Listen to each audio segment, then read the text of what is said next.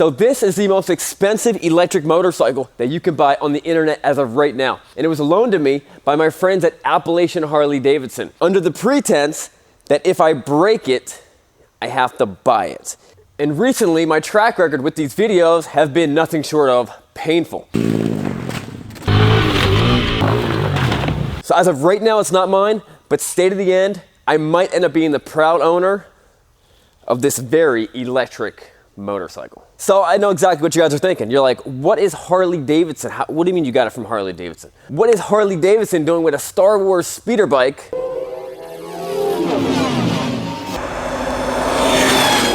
with wheels on it? This is the Harley-Davidson LiveWire.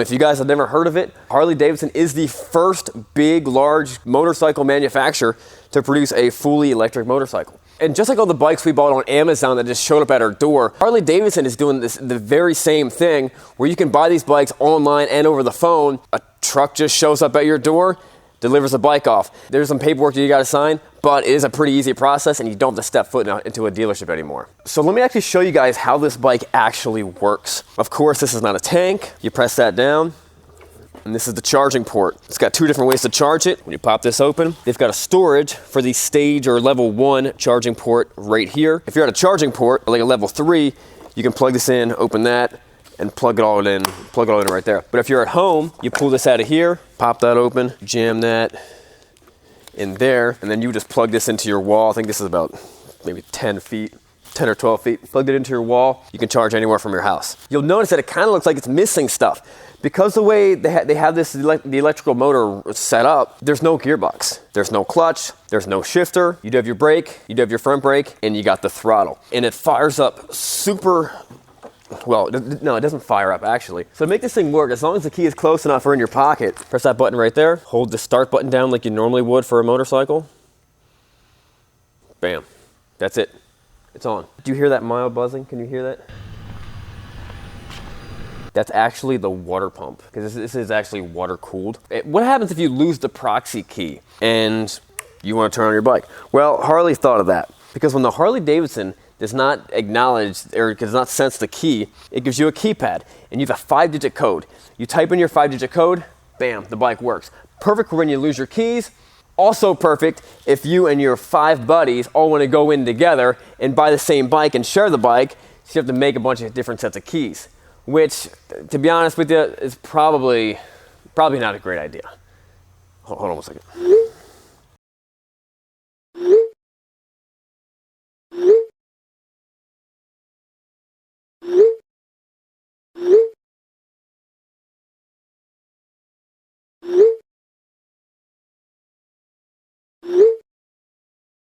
Now, something that horrified me, really scared me when they first told me about this, you can't rev the bike up. You can't touch that because it's ready to go. There's no revving it up. The thing's ready to go right now. This is exactly what it sounds like, except for maybe a little bit louder of a whine when you're actually riding this thing. It's really cool. Another thing about this is as soon as you put the kickstand down, bam, it shuts off. It's off-riding mode. You get on the throttle.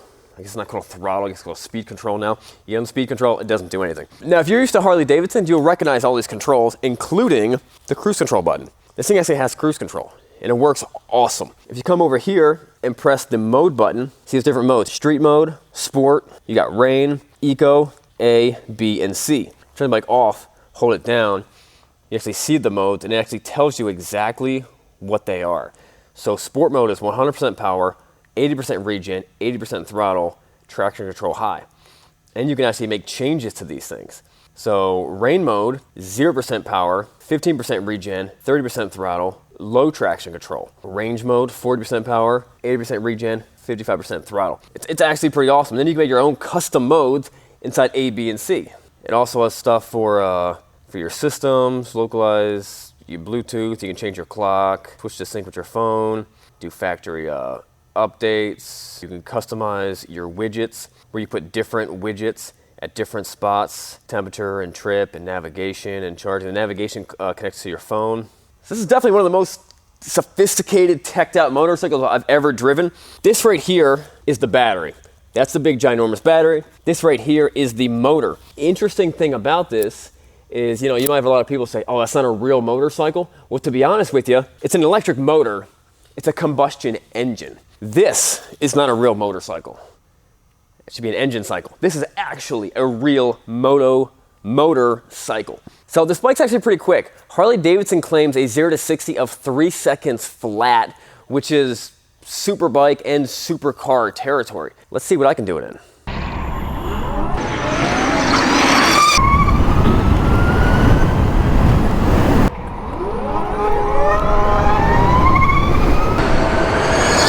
That's not pretty bad considering that it was kind of raining and it was kind of cold. Now the way the bike sits right now, putting on sport mode, I don't think it's going to be able to get a 3 second 0 to 60. To do that, what you have to do is you have to go into your modes, set a custom A mode, and what I did was full power, no regen, and full throttle and traction control on medium to get that. I think I could have got my launch a little bit quicker, and I would like to go out and try it later to see if I can get a sub 3 second 0 to 60. Now, one thing about this bike that I'm dying to figure out is, can you use this giant battery to power your house or power tools or anything you want to power, anything, you know, use a motorcycle as a generator. I've heard about people doing it with Teslas and with hybrid cars. Can you do it with this? All right, so here's the idea. This is the battery. So the way it sits right now, that's DC, direct current. We need to convert that to AC. So if I got my multimeter right here. If I was able to touch these leads,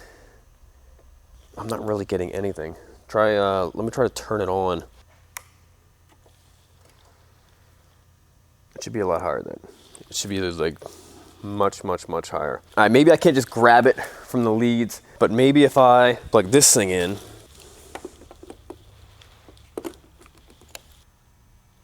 nothing. I believe this is a converter. This takes AC to DC, and what I need is an inverter to go from DC to AC. What we would do, we would of course unplug this. I think what we could do is if we cut this. If we cut this and then hooked up this to a inverter that takes us from DC to AC, then I think we might be able to use this battery to charge it up. I'm not trying to break it though. You know what, I'm gonna save this for someone else to do. I don't want, we'll go to the next thing. Now this bike was designed as a commuting bike, an urban rocket, you know, to do commuting stuff, local stuff, and to go real fast. It has a city range of 147 miles, and it's got a combined city and highway range of 95 miles. And some independent people have tested it, and they got the combined range of somewhere around like 88 miles. But what if I had to travel to a little town in Maryland called Haverty Grace, and it happened to be exactly 55 miles away, 110 miles round trip. And just so happens that from here to there is 0 charging stations. Well, let's find out. All right, so I've already done only 1.7 miles. Took away 2 miles out of my trip. I'm already going in the negative. What's making this even worse is it's so hard to not to, it's so hard not to just get on this bike all the time because this thing is a blast. I've done 3.4 miles and I'm down 5 miles. I don't know if this is gonna happen. I'm gonna change it to the econ setting and see how that does for us. We have the worst possible streets in our city. Now the way electric vehicles are, including motorcycles, is that in the city they're most efficient, but on the highway they're least efficient. And Harley-Davidson claimed that I was only going to get about 95 miles combined, highway and city, but 146 miles if I was all city. So a 110 mile trip, it's not looking good.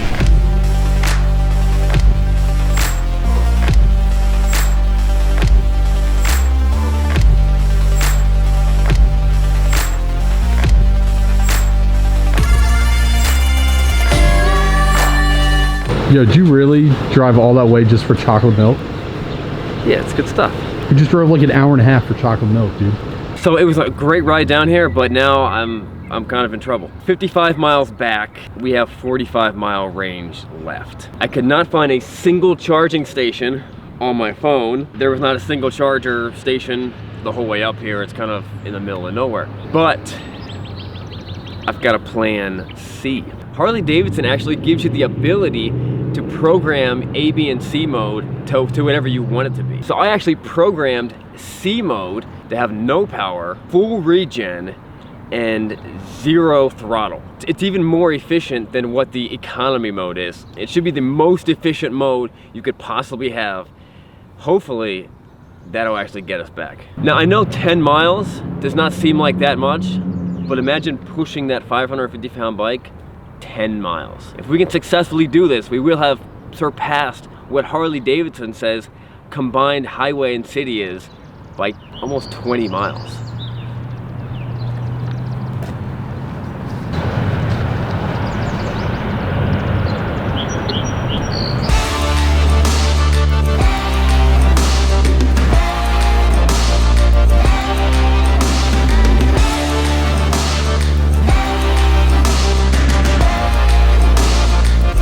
All right, so I think we're about 3 miles away from the shop. I got 2 miles left on my charge.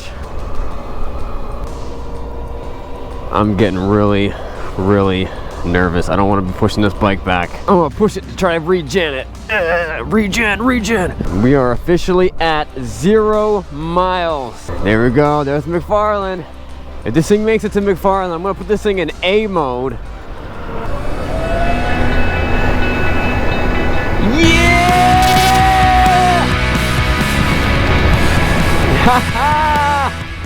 And we just successfully made it back to the shop on 0 miles, low voltage, doing 113.8 miles to that one charge. I'm just gonna go drive around and see what happens when it runs out. Still on turtle mode. On turtle mode? Yep. Wait, that's as fast as you can go? Yeah, I'm full throttle. Wait, nah. Yeah. Is that everything? That's it. So there's actually a lot more power stations than what I thought there were, and there's more being built, you know, all the time. So if you wanted to do a long trip with a bike like this, I think it would work out great. I think it would change the way you ride. It wouldn't be like a normal trip. We just jump on the highway and drive for 10 hours at a time. But what you want to do is you want to plan your route a little bit better. You want to, you know, take the back road to get to experience the, you know, the country a little bit better than what you would have just on the highway. And then every, you know, couple hours you stop for 45 minutes, which 40 minutes will charge you 80% of your battery life, and then you keep on moving. If you want to get somewhere fast, get somewhere far and fast, take a gasoline powered bike. If you want to really enjoy the ride in a different way, this is definitely different. So the LiveWire is set up with something called Regen or Regeneration. And what that does when you're not accelerating or you're going down a hill or instead of braking, it actually slows the bike down. Normally you have the battery that powers the engine, that sends power that turns the wheels. Regen is the exact opposite, where if you have momentum of the bike, the wheel's turning, you're not on the throttle, that turns the motor into like an alternator, and that charges the battery. So I was never able to find a hill big enough that I could go down that I could actually see a noticeable difference of like a mile pop back up on my gauges. But we happen to have a treadmill back there, and I want to see if we can charge the battery up from the Regen. I'm still 64.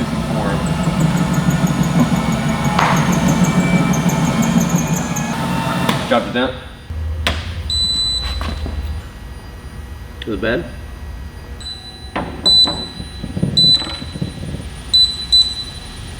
It kind of worked in the very beginning, and then I turned up to a higher regen mode, and then I think we broke the treadmill.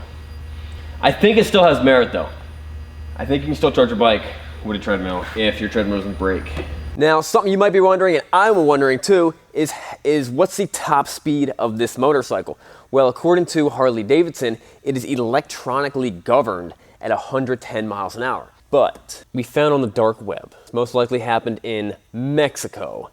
And the footage is very blurry, but it looks like someone has gotten a LiveWire up to 115 miles an hour.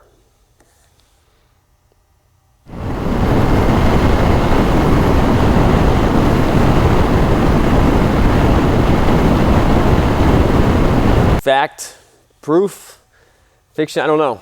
So according to my tests, Harley-Davidson has underestimated most of this bike We've seen it do more miles than what it said it could. We've seen it do a higher top speed than what they said it could. What I really want to know is, how fast can I drain the battery? How hard can I push it? What's the shortest amount of time that I can actually make this battery just suck? I'm talking doing all the wrong stuff. So I put it in A mode, full throttle, full power, no regen, and I took it on the highway and accelerated as hard as I could, and then got on the brakes, and then did it again, and then got on the brakes, and did it again. We did this for 13.9 miles, and in that miles, we lost 41 miles of range. So if we would have continued driving that, this is almost like race conditions where you're accelerating, you're braking, accelerating, you're braking, but we took away the regen. If you would have added the regen back to it, which would have helped us brake, would have saved the brakes a little bit, and it would have given us a little more battery power. If we would have done this for the entire length of the battery, I think we would have probably only got about 35 to 40 miles out of it. Not that anyone drives like that or anyone should drive like that, just out of curiosity what it would do. Another question I had was, could you charge this thing with a portable generator? And if you could charge it with the portable generator, could you charge it while you're riding? And if you could charge it while you're riding, why couldn't you mount a portable generator on the back of your motorcycle, run a power cord into it to give yourself an extra length or possibly unlimited amount of battery? That's the future right there. So let's see if you can do that.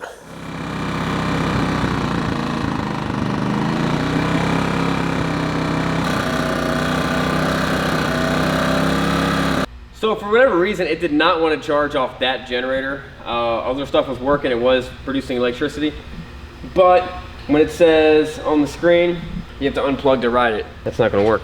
So as you may have guessed, the bike is completely sealed.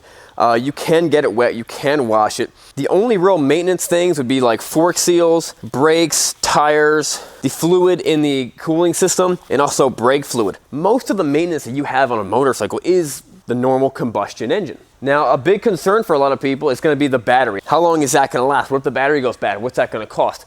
Well, Harley-Davidson has a 5-year unlimited mile warranty on the battery. But if for some reason you had to replace the battery, like your buddy shot it with a shotgun or something like that, it is going to cost you $8,000 to replace. That's pretty similar to how much it would cost to replace a Prius battery when Priuses first came out. Wait a couple years, you can replace a Prius battery for around, $700. So I would imagine that, the prices of this stuff is going to go down the longer we wait. But as of right now, it's got a full warranty on it. So upon doing some research on this motorcycle, the one complaint that almost everyone had was the $29,000 price tag. So if you want to compare this thing to other motorcycles, let's compare it to some other motorcycles. Harley-Davidson's top motorcycle is $43,000. Ducati's top motorcycle is $39,000. The top BMW HP4 Race is $78,000. And the top Goldwing is around $29,000. So in terms of just a normal, regular motorcycle, this is not even the top of the list. Let's compare it to other electric bikes. And to be honest, there's not that much out there. There's not that many other companies out there making bikes. Now, there is this one company that's called Damon, and they make a really cool looking bike. You can't actually buy it now, you can pre-order it. The most expensive one's around $39,000.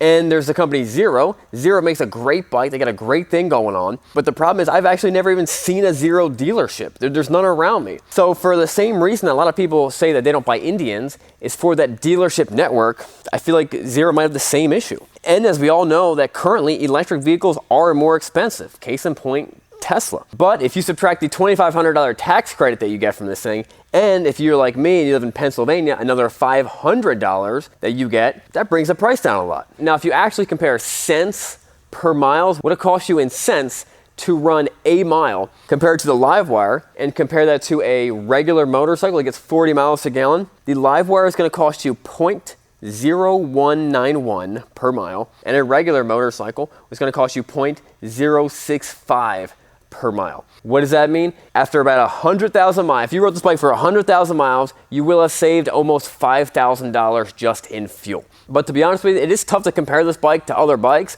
I've ridden hundreds of different motorcycles. I've enjoyed all of them, but I've never felt anything like I felt when I was riding this. It was just amazing. I love how quiet it was. I love how powerful it was. I think electric motorcycles is the future, and I'm very excited about it.